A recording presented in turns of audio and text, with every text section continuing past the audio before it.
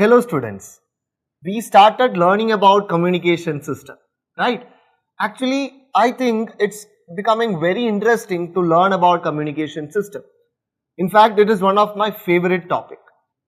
So in communication system, we have learned how the information is transmitted from one point to another point. And even we have already discussed the basic terminologies which involves in our electronic communication system, right? Okay. So today we are going to discuss about the bandwidth of signals.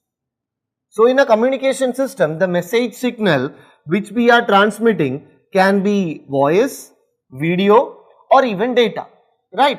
These things we have already discussed.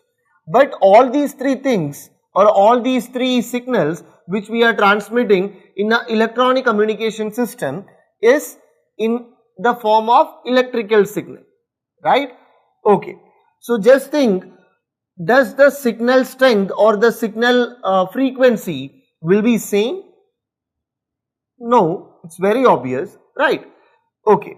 So to transfer this signal from one point to another point, it will be of various signal. Voice signal will be having some particular frequency. Video will be having some particular frequency.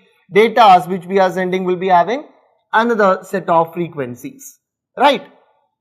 So by this what we have understood is the type of communication system needed for a given signal depends on the band of frequencies, right? I repeat, the type of communication system needed for a signal depends on what? Depends on the bandwidth of the signals or the band of frequencies. So let's understand what all are the frequencies needed to transmit voice signal, to transmit video signal, etc. The frequency range of various signals are different, right?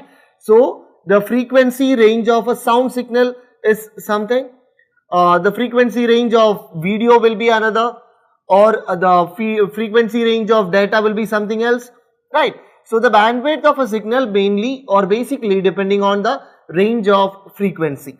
For example, the frequency range of speech signal is 300 hertz to 3100 hertz.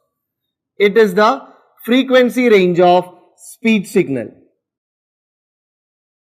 So to find out the bandwidth of a speech signal, it's very easy. What we have to do is, we have to just subtract the upper frequency minus the lower frequency, which is 3100 minus 300 will be giving you 2800 hertz. So this will be the bandwidth of your speech signal. We already learned in our lower classes that the audible range of a sound signal is from 20 hertz to 20 kilohertz, right? So from this we can find out the bandwidth of a sound signal. That is, this is what the audibility range of sound signal.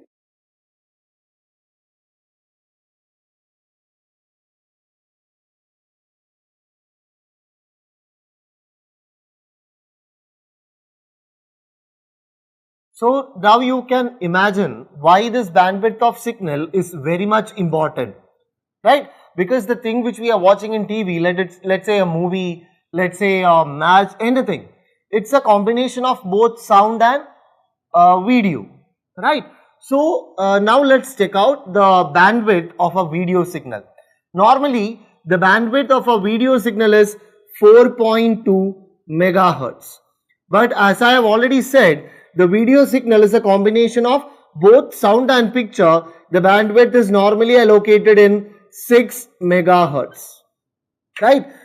So right now it's very easy for anyone to understand why we are focusing or why we are trying to understand the bandwidth of signals, right? Because if we want to transmit something, if we want to transmit our information from one point to another point, it varies from when we are converting audio signal into electrical signal, the bandwidth will be obviously changing. But at the receiver end, in the communication system, at the receiver end, what the receiver is waiting to receive is the information which you have sent.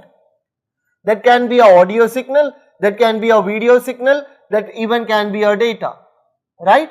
So in the receiver end, when the user is waiting for the information which you have sent or waiting for the message which you have transmitted, it should be the same which you have sent, right? So for those things and to make it very easy to understand, bandwidth of signal is very much important.